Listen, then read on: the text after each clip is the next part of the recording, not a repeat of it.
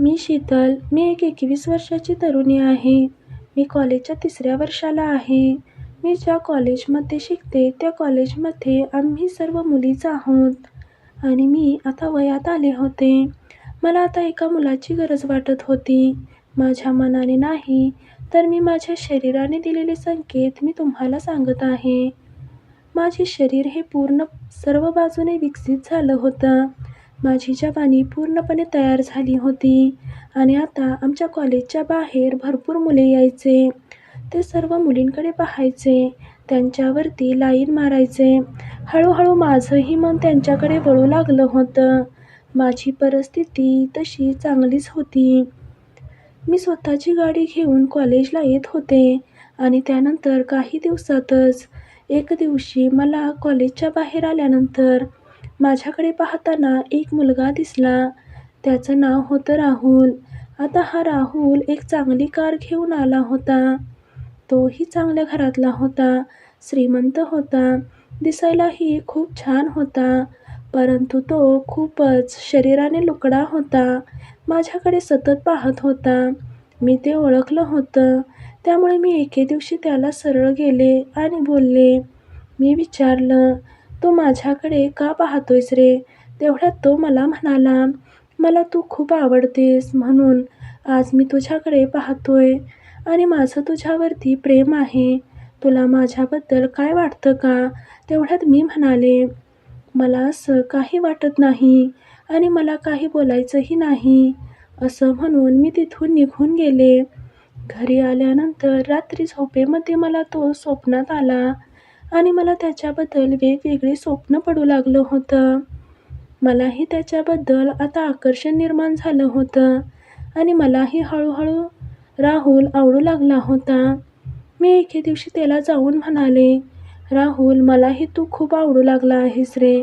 आणि तो मला म्हणाला, "मला माहिती होतं, कारण मी तुझ्यावरती खूप प्रेम करतोय."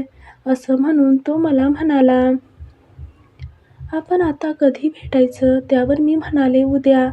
माझे कॉलेज लवकर सुटणार आहे. त्यानंतर आपण भेटूयात." कॉलेज सुटल्यानंतर मी त्याला म्हणाले, "कुठं भेटायचं राहुल?" म्हणाला, "तुझी गाडी इथेच असू दे. माझ्या गाडीमध्ये बस. आपण कारमध्ये जाऊ." असं म्हणून त्याने मला गाडीत बसण्यासाठी सांगितलं. मी त्याला म्हणाले, "अरे राहुल, माझ्या घरातले वाट पाहत असतील." तेवढ्यात तो म्हणाला, "त्यांना फोन करून सांग मी एका मैत्रिणीच्या घरी चालले आहे म्हणून." आणि असं सांगून मी राहुलच्या गाडीमध्ये बसले आणि आम्ही दोघेही फिरायला निघालो. राहुलने थेट गाडी एका सुनसान जागेला नेली. त्या जागेला दुसरं कोणीच नव्हतं. कोणीच येत जात नव्हतं. काळं कुत्रं देखील तिथे दिसत नव्हतं आणि एका साईडला गाडी त्याने लावली. गाडीमध्ये तो माझ्याशी चाळे करू लागला. मला मिठी मारली आणि माझ्यावर प्रेम करू लागला. माझ्या ओठांचे चुंबन देखील त्याने घ्यायला चालू केलं होतं. मलाही काहीच कळेना. माझी ही पहिलीच वेळ होती आणि मला पूर्ण सुख मिळालं असं मला वाटू लागलं होतं. मी घट्ट पकडलं होतं राहुलला. सोडणारच नव्हते, कारण राहुलही मला खूप आवडू लागला होता. हळूहळू माझ्या कपड्याच्या आतमध्ये त्याने हात टाकला आणि माझ्या तोंडातून वेगवेगळे आवाज येऊ लागले होते. "आपण जे करतोय ते योग्य आहे का?" राहुल म्हणाला, "आपण योग्यच करतोय, कारण आपण या वयात हे केलंच पाहिजे. आपल्या इच्छा मारून काय उपयोग?" तसं म्हणून मी राहुलला म्हणाले, "राहुल, मला आता सहन होत नाही." म्हणून मी राहुलची पॅन्ट काढायला सुरुवात केली. तेवढ्यात तो मला म्हणाला, "तू 1 मिनिट थांब." त्याने बाहेरून येऊन मागच्या सीटवरती गेला आणि मला म्हणाला. मागे आल्यानंतर त्याने सर्व कपडे काढायला चालू केलं आणि मला सीटवरती वाकवलं आणि मागून जोरजोराने मारू लागला होता. मला खूप असं सुख मिळू लागलं होतं. माझी ही पहिलीच वेळ होती. त्यामुळं कसं काय करतात हे मला काहीच माहिती नव्हतं. परंतु राहुलला सर्व गोष्टी माहिती होत्या. त्यामुळे त्याला जसं हवं त्या पद्धतीने माझ्यासोबत सर्व काही गोष्टी करायला सुरुवात केली होती. मला म्हणाला, "कसं वाटतं आहे गं?" तेवढ्यात मी पण म्हणाले, खूप छान वाटतंय, अजून करू वाटतंय. असं म्हणून राहुल मला म्हणाला, अगं थांब, आता बघ. असं म्हणून त्याने मला आत सीटवरती झोपायला सांगितलं आणि माझ्या अंगावरती तो झोपला. नंतर माझे पाय वरती केले आणि हळूहळू जोरजोराने मारू लागला होता. राहुल आता खूपच छान वाटत आहे. हे सर्व ऐकून खूपच जोरात आला आणि पुन्हा जोरजोराने करू लागला होता. काही वेळाने राहुल शांत झाला आणि मलाही खूप दिवसांनी घाम आला होता. मी म्हणाले, राहुल, आज खूपच छान वाटलं आणि खरंच असं सुख मला याआधी कोणी दिलं नव्हतं आणि मिळालेलं नव्हतं. माझी ही पहिलीच वेळ होती. माझी इच्छा पूर्ण झाली.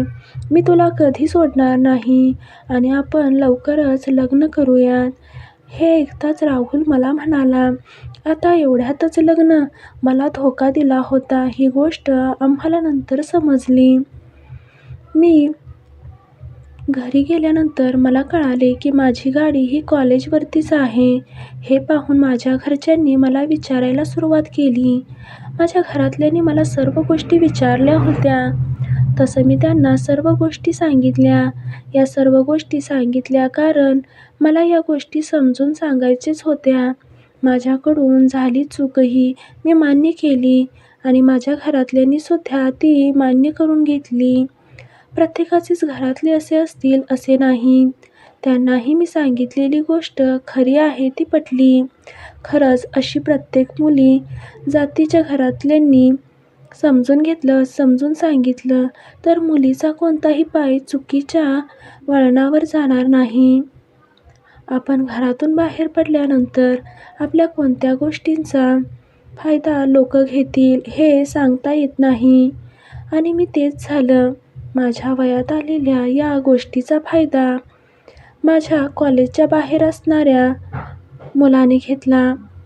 एवढं मला समजलं की आपण ज्या वयात येतो त्या वयात येणाऱ्या सर्व शारीरिक बदल आपल्याला दिसून येत असतात आणि हेच बदल सर्वांनाच दिसतात.